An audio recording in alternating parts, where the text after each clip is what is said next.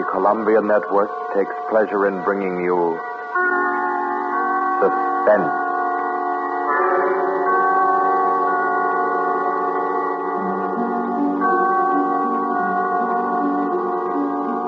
Suspense.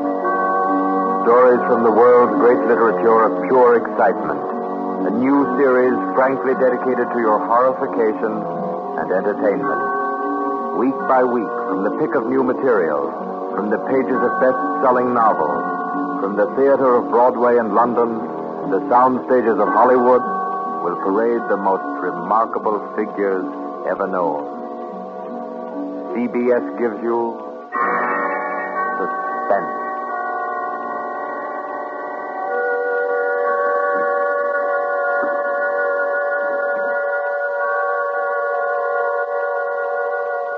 Tonight's presentation is one of the finest of the contemporary stories of mystery and terror.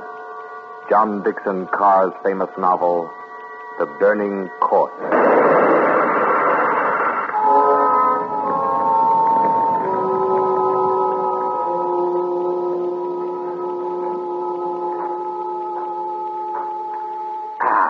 A glass of sherry by the fireside of a beautiful suburban home.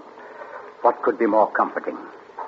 You're an admirable host, Mr. Depar, and it's really a shame our first meeting is under such a cloud. It's also a shame I have so little time to tell you which one of your guests here murdered your uncle last week.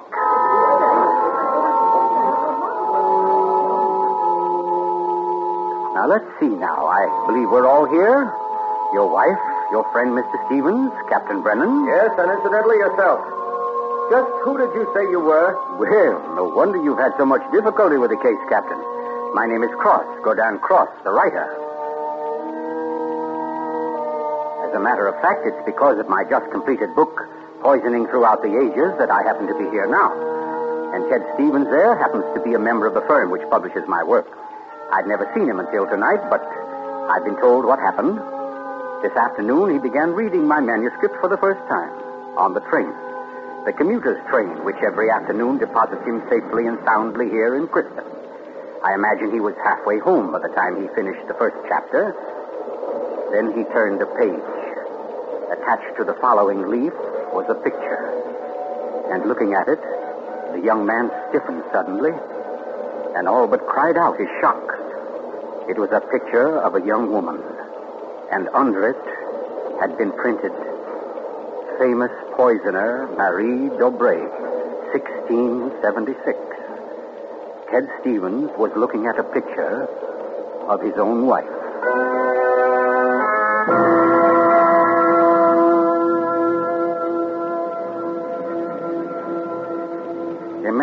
Imagine his 25-year-old wife in 17th century costume. The face, the features, even a wistfulness of expression were identical. Even the name. Dobré was his wife's maiden name. But no, that was ridiculous. This woman in the picture was, well, one of his wife's ancestors. Yes, that was it. Simply an amazing family resemblance. Marie would be waiting for him at the station, and he'd have to tell her about it. He wondered why, however, she'd never told him about it. Oh, well, but you don't discuss such an ancestor, do you? Ted Stevens glanced down at the chapter to which the picture had been attached. It was entitled, The Affair of the Non-Dead Woman.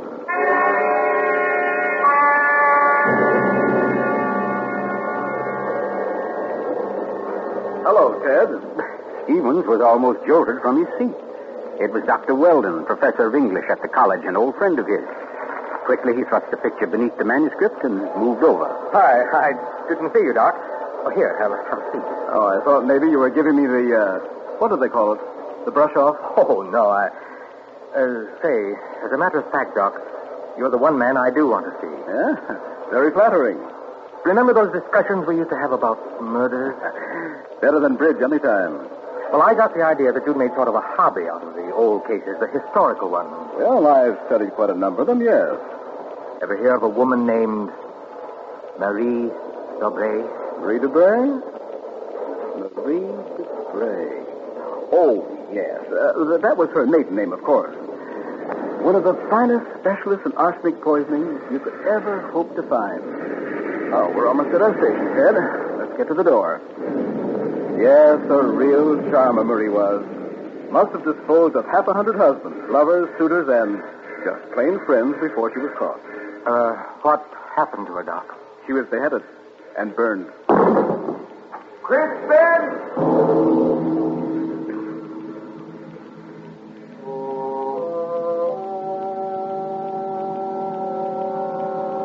Oh, absurd, laughable.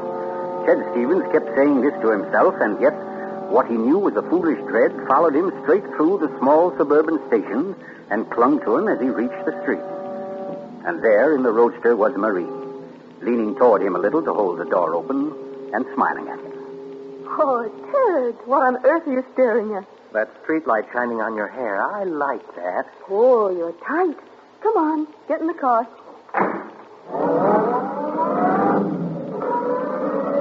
Then, like a wisp of smoke, it was gone.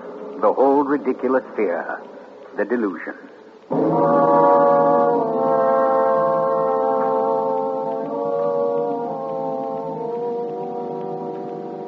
When at home, Marie brought the cocktails into the living room. The logs were burning brightly in the fireplace, throwing a soft, dancing glow upon a room that was darkening with dusk. To you, Marie. And to you, dear. As Stevens placed his glass down, he noticed the manuscript of my book. It was there on the table, right where he'd placed it when he first came in. Deliberately, he turned from it, and then turned back. The manuscript had been moved. Only an inch or so, but it had been moved. Keeping his back to his wife, he thumbed through that early chapter and discovered, just as he knew he would, that the photograph was gone. For a long moment, he thought of what to do. Then slowly, he turned around. This book by Cross I brought home. Yes? There was a story of a poisoner in it. Rather funny. Her name happens to be the same as yours. Oh, your maiden name, that is. Oh, that is odd, isn't it? Darling, was she a relative of yours? Why, Ted, you're serious. In a way, yes. Oh, I don't mean it's really important. It's just that, well, when you run across a person who's a dead ringer for your own wife and who lived 300 years ago and was a top-flight poisoner, well, you like to hear about it, that's all. What on earth are you talking about? Darling, be honest with me. Didn't you look at this manuscript when I was out of the room? No. You didn't take out a picture of a poisoner named Marie Dobré? I most certainly did not. Oh, Ted, what is this all about? What are you getting at? Well, just this. Somebody took that picture out of that manuscript since I've been home. Now, who's that? Well, I'll take a look. Wait, I don't feel like... Why, it's Mark Petard. Mark? Ted, wait a second. Yes? Ted, whatever it is he wants, promise you won't do it. Promise I won't do I it? mean, promise you won't get yourself involved. Please, Ted, don't go out tonight. Hey, what in the world is... Well, anyway, we can't let him stay outside. Mark, how are you? Come on in. Thanks, Ted. You're thinking about giving you a call later. Oh, let me have your hat. Oh, thanks. Marie, I hope you'll excuse me for popping in like this, but, well, I wanted to talk to Ted. It's rather important. Oh, I don't mind at all. Come on, Mark. We'll step into the library. Oh, you mind, dear? Of course not, Ted. I'll be making sandwiches for her. Oh, grab that chair in the corner, Mark. Well, let's hear it. What's the trouble? Ted, my Uncle Miles was murdered. Murdered? Oh, the talk hasn't reached you yet, but it's already started. Nothing definite, of course, just that there was something wrong about Uncle Miles' death. But I don't... Mark, are you sure of this? You know he was murdered? I don't know. Of course I don't. I just don't see how it could be any other way. Uncle Miles, you know, had been sick for quite a while, but last Saturday he seemed so much better that Miss Corbett, that was his nurse, decided to take the day off. And, oh, well, you know all this. You and Marie were over that afternoon. Anyway, Lucy and I went to the club that night, to that masquerade party, and we left the old boy completely alone. I've cursed myself 1,000 times since. But what about your housekeeper, Mrs., what's her name? Henderson. Wasn't she around? Oh, sure. In that little house out in back. We told her to look in now and then, but, well, that wasn't good enough. It was after midnight when Lucy and I got back. Uncle Miles was dying.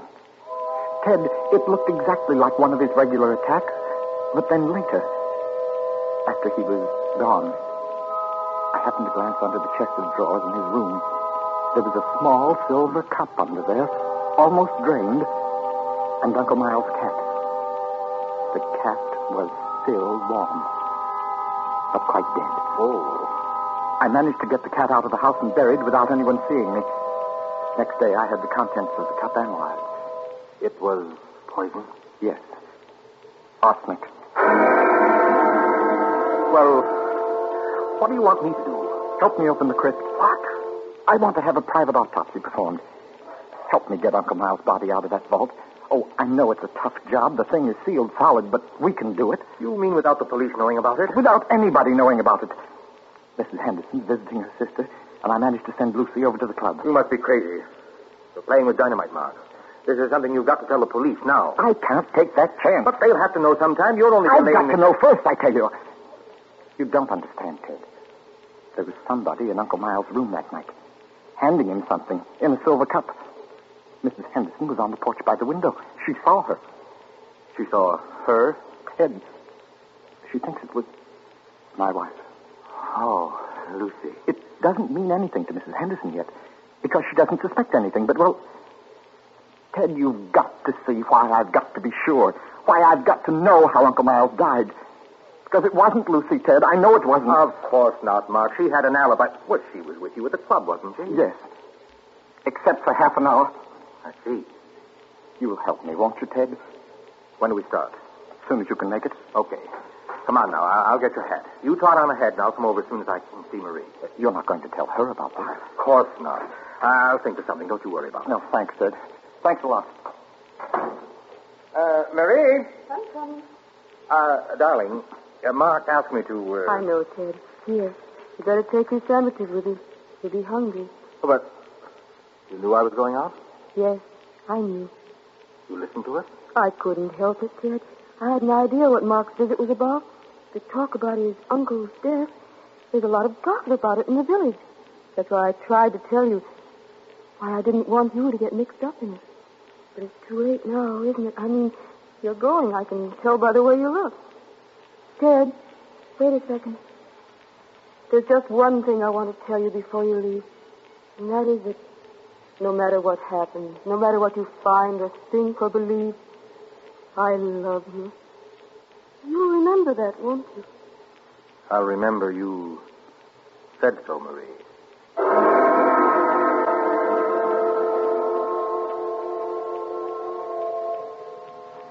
By the light of a dim kerosene lantern, Mark and Ted Stevens pounded their way through the thick shelf of rock that covered the Depar's ancestral tomb, pried open the great slab of stone which lay across the subterranean door, and then at last descended to the dank, ink-black chamber. They found the coffin. They dragged it from its crypt and placed it on the cold stone floor. They unclamped the lid and opened it. Mark. It's empty. What? That's impossible. It can't be. But it is, Mark. You know what this means? That body wasn't in this coffin when it was placed here. I'll swear it was, Ted. From the time that coffin was closed on Uncle Miles, somebody, the undertaker or Lucy or me, somebody was with it until it was buried. And the crypt was sealed right after. Then somebody beat us to it. Somebody's broken in here ahead of us. Broken in? Listen, Ted. Lucy and I have hardly left the house since the funeral. Do you think anybody could break in here, smash through that stone and cement without our seeing them or without our hearing them? Well... What? Well, you might as well come on up and... What? Who was that? Me, Mr. Depard, up here. My name's Captain Brennan. I'm from the office of the Commissioner of Police. From the... Like to talk to you if you don't mind, Mr. Depard. Here, follow my flashlight up. But I don't understand. How did you know about this? By listening, mainly.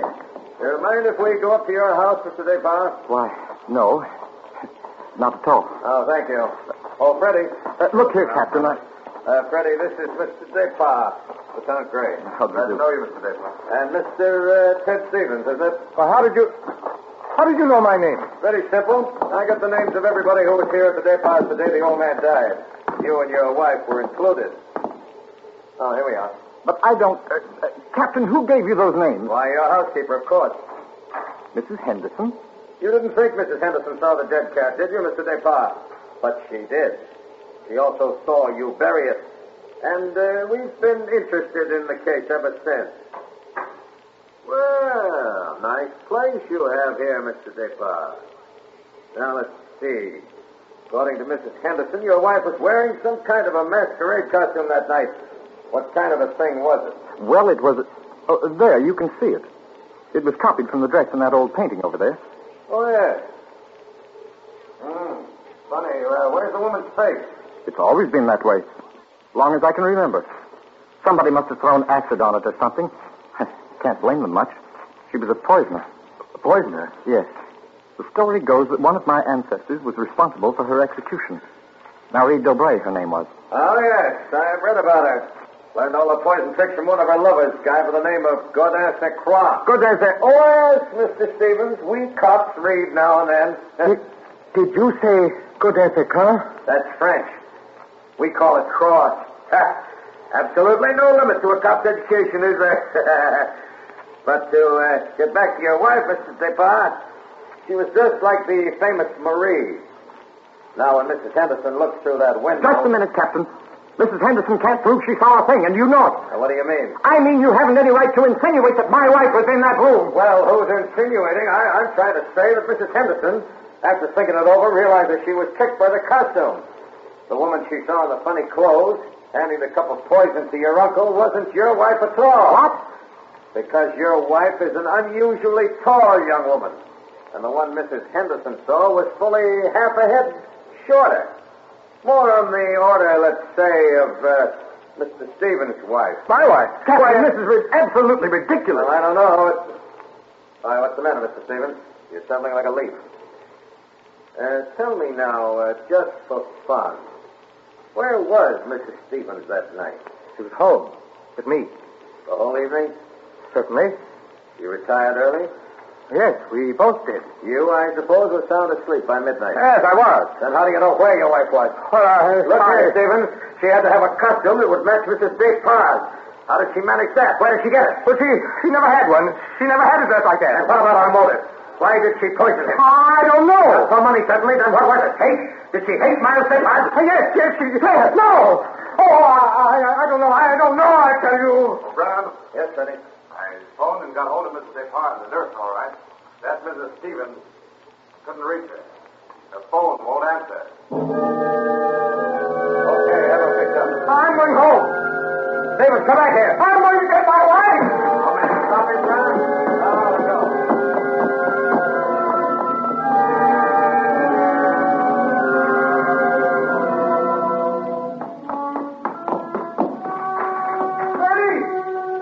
Marie, where are you?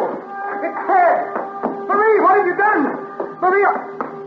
Oh, good evening. Who are you? My name is Cross. Godin Cross. Cross. Where's my wife? What have you done to her?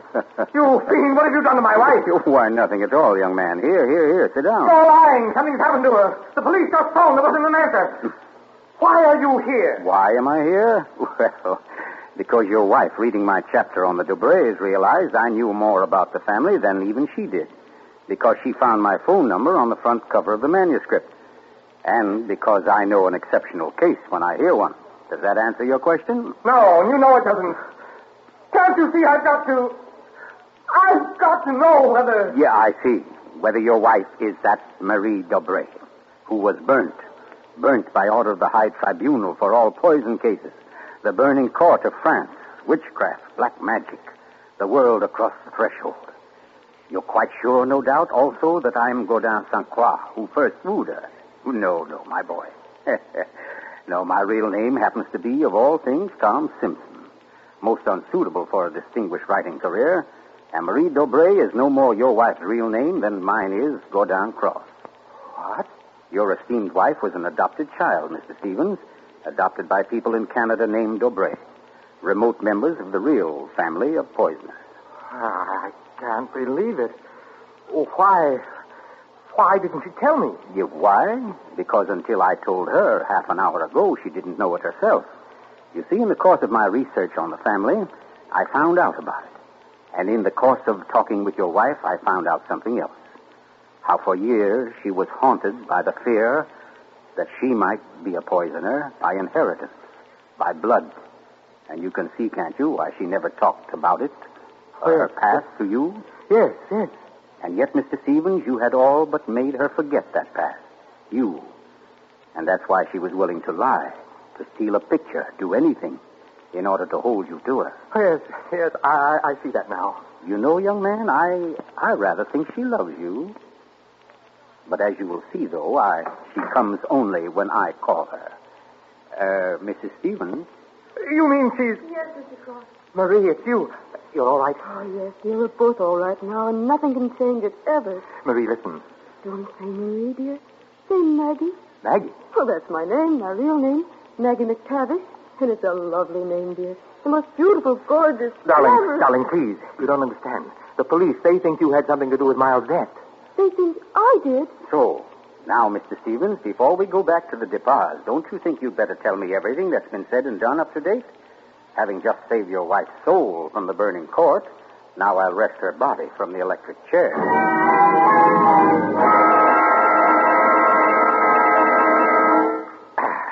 Yes, Mr. Depar, truly excellent sherry. Don't you think so, Miss Corbett? Yes. It is very nice. Well, that, ladies and gentlemen, is how I happen to be here. So let us consider first that supernatural hocus-pocus in the crypt. That body that walked out of the sealed tomb. That body that never was in the tomb. Never was in the tomb? No, Mr. Depar. The murderer knew that very soon Mrs. Henderson's story would bring about an investigation. He had to get rid of the well-known corpus delicti. Yes, but who could have kept the body out of the tomb? Who, Mr. Depar? Why, you, sir. What? I don't understand. Well, it's very simple. You had the opportunity. I believe you said yourself you were alone with the body before the burial. And you had the strength. I dare say you carried it down to the furnace, where it's now probably nothing but ashes. Ridiculous. Why would he spend an hour smashing into a crypt for a body he knew wasn't there? Why, Captain? To impress Mr. Stevens, his witness. And also, apparently, you. Oh, that's perfectly fantastic. Fantastic. Oh, no, Lucy. Just comic. And I suppose, Mr. Croft, that I also put on a woman's masquerade costume, went into my uncle's room and handed him a nice cup of arsenic. No. That had to be done by a woman. Your accomplice, as a matter of fact. Oh, now, come. You mustn't all look at Mrs. Depar, because Mark Depar's one noble act was his frantic effort to prevent his wife from being charged with the crime. A crime which he and Nurse Myra Corbett committed. Myra Corbett? Why, you... Yes, sir. Yes, Mr. Stevens. This quiet little lady beside me. Well, why would I do such a thing? Money, Miss Corbett. A cutout of Mark Depar's inheritance. Payments for services rendered. That's an absolute lie, Croft. You see, ladies and gentlemen, Captain Brennan never bothered to check Miss Corbett's whereabouts on the night of the murder. Why even think of the nurse? She was the custodian of the old man's health. Oh, you're crazy. And yet who but a nurse could so naturally offer the old man a cup? A cup he was sure contained medicine. You're making it up. Oh, you just... And who but Miss Corbett, living right here in this house, would know what kind of masquerade dress she must copy, would know when Mrs. Henderson would pass the window that night, pass and see her, and accept her, she hoped, for Lucy Depar. No, that's not true. Oh, yes, Miss Corbett. Yes, Miss Corbett, that dress was the touch that wrecked you. That was your own idea, wasn't it? Not Mark's. You weren't content with a mere murderer's share of the profits. You wanted a wife's share, half of the whole estate. You wanted Lucy Depar convicted and out of the way for good. Well, I give you a toast, Miss Corbett, with Mr. Depar's excellent sherry. To a particularly ruthless poisoner. And yet, you know, on the whole, I'm rather partial to female poisoners. Why, only tonight I...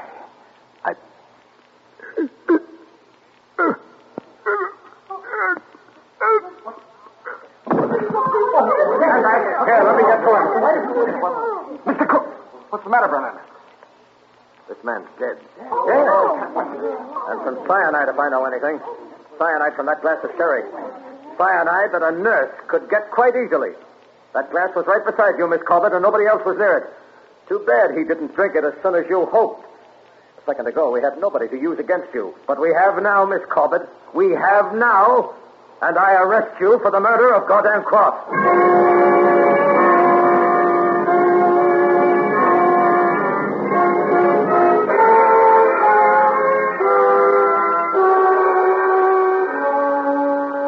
Now close to 5 months ago that the prominent author was murdered. And tonight, Myra Corbett pays with her life for that crime.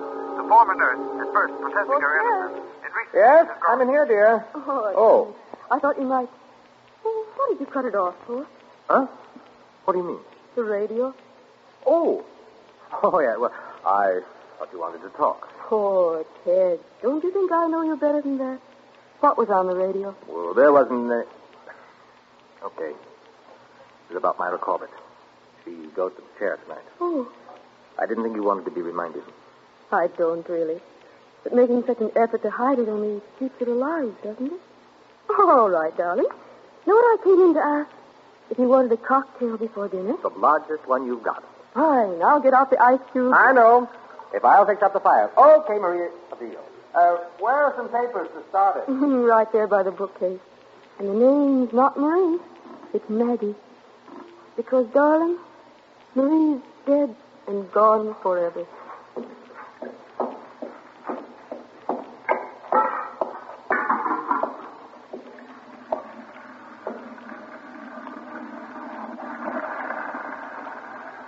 Oh, no, Marie. We're never dead. Neither of us. It was your hand that touched that glass. I know that now. And I could return the favor. But instead, I shall ask that you dispatch your husband. This one, like all the others, now. Just a little bit of poison in the drink, Marie. Any kind of a drink. What kind, Ted? What kind of a cocktail shall we have? Oh, any kind, darling. Any kind at all.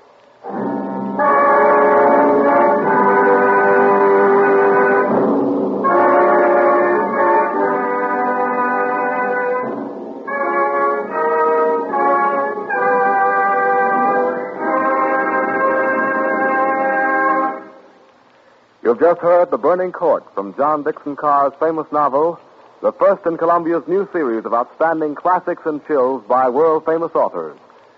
Tonight's play, ladies and gentlemen, has one rather special significance we think you'd like to know about.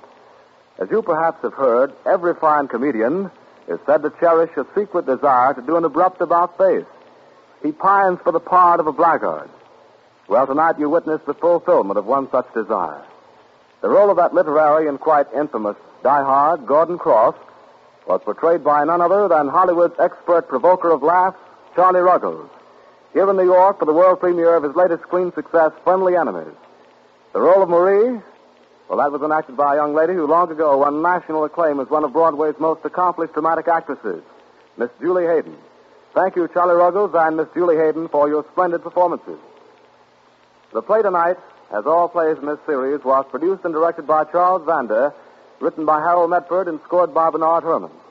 Next week, we bring you an intensely exciting and moving drama, The Life of Nellie James. This is the Columbia Broadcasting System.